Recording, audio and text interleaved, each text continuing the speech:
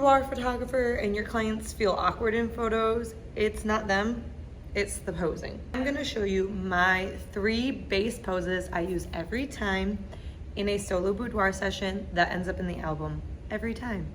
I have photographed 600 plus women, and these are my go-to 3 poses in every session. The first one I call show me your eyes. I love this pose because it really makes her eyes stand out, especially if they're colors, but even if they're like a beautiful brown color. What you're gonna have her do is lay on the bed flat. You're gonna have her lift her ribs up to the ceiling. The window light will be coming directly at her side. This is what she's gonna look into. I always run my bed parallel to the window. What you're gonna do is have her bring her right hand up, or whatever window hand, up by her face. You're gonna bring all of the hair to that side. Put her face into the mattress, lift her chin, right hand in hair just like this. You want to almost shield half of her eye with this arm. Then slowly say, open your eyes. Why slowly? Because when you close your eyes and you open them like this, you'll look a little scared. If you do it slowly, your forehead does not respond. This pose is super soft and emotional, but my favorite part about it is it always makes her gasp and say, oh my God, who is that? And that's what you want when you show them the back of the camera during the session. So I always make sure that this is one of the first 6 poses I do ever in a boudoir session. Second pose is what I call hands behind the back. So make sure we have no shoulder issues with this one. What you're gonna have her do is lay face down on the mattress. You're gonna have her push her hips up, just her hips up, or her butt up with her toes. Then you're gonna have her lay your legs flat in the mattress. So I want her legs, ankles, feet glued all together nice and tight. Hips are up, her chest is flat, and what you're gonna have her do, because she'll be face down in the mattress, is bring her hands behind her back like this and hold the opposite forearm. You can change it up and have her unclasp her bra. Whatever variation makes you happy. If it's like a bridal-y thing, it's a really good pose for getting the rings to pop out, but it's also a very submissive pose. And most times women are like, whose butt is that? Because that is not mine. And you can be like, well, that's not my ring in the photos, or, you know, I'm clearly clothed, so you're the only one in the room that this applies to. But this is another one that always makes her jaw hit the floor. It's big spreads and albums. It's always the one that my clients want right away in their gallery, whether it's prints, digital, or albums. With this pose, you are gonna wanna shoot 45 degrees at the client and like up into the window light.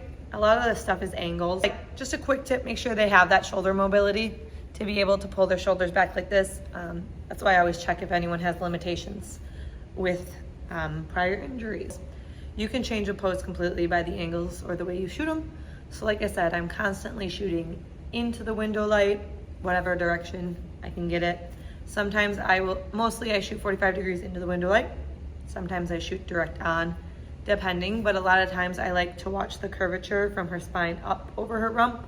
So that's why I like shoot 45 degrees like into her butt, and then the light is shining on her butt, really highlighting that where the shadows are smoking out, like the front or the part of the image closest to me. Honestly, this is my favorite on myself as a booty girl. One leg up. It's very simple. You can do it on an ottoman in front of a bed or on the bed. I prefer the ottoman because it's lower statute than a bed. What you're gonna have to do is put her knee on the bed closest to the window. And then the other one is nice and long. You're gonna roll your hips nice and high to the ceiling. Hands are like this on the mattress, right under your shoulders. Fun tip is telling them to pull their belly button down to the mattress, because that will make them roll their hips. Or I always say butthole the ceiling, because it's kind of funny, but at the same time it's real, and it works every time. I shoot this 3 different angles, and usually, or even 5, depending on how I'm liking the curvature. It does work on plus size babes too.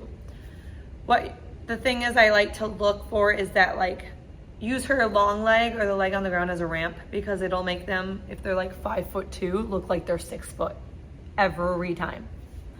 I'm shooting back in 45 degrees at the window light. So she's here, I'm shooting usually like this way at her. I will shoot directly on, that's a lie, but I'll never shoot from the window. Except that first pose. Never shoot from the window. Nobody wants bright boudoir. So you're gonna shoot either down up. You can kind of go like down at her butt too. So you can like crouch down, stand up, shoot directly at the back. So you kind of get the rump roll is what I call it, or like her back line. This pose has copious amounts of ways you can photograph this. And again, it's always a photo where she's like, oh my God, who is that? That person looks like they're 6 foot tall. So that one's a huge crowd pleaser. So those are just 3 of the 25 poses I rely on every shoot. I've memorized them at this point, but it's kind of nice to go in and just know, like, I have a standard shot list. Obviously I'll change it up depending on what they bring for props or outfits or etc. But these are always the poses that sell. So these 3 are in the list of 25. I have compiled for like anyone who's learning boudoir or who just wants to go in and be like, yeah, I know what I'm doing. 5. If you want the 25 poses I use in every solo session, plus how I light them and shoot angle wise, click on the link below. That's gonna take you directly to the guide, and you will be able to turn around and use it tomorrow if you have a session. If you are trying to learn how to get more comfortable posing your clients, whether they're couple or solos, or just getting very confident in your studio space, smash that subscribe button, because I will be bringing you on a journey where you will be the most confident photographer you have ever been in all of your life.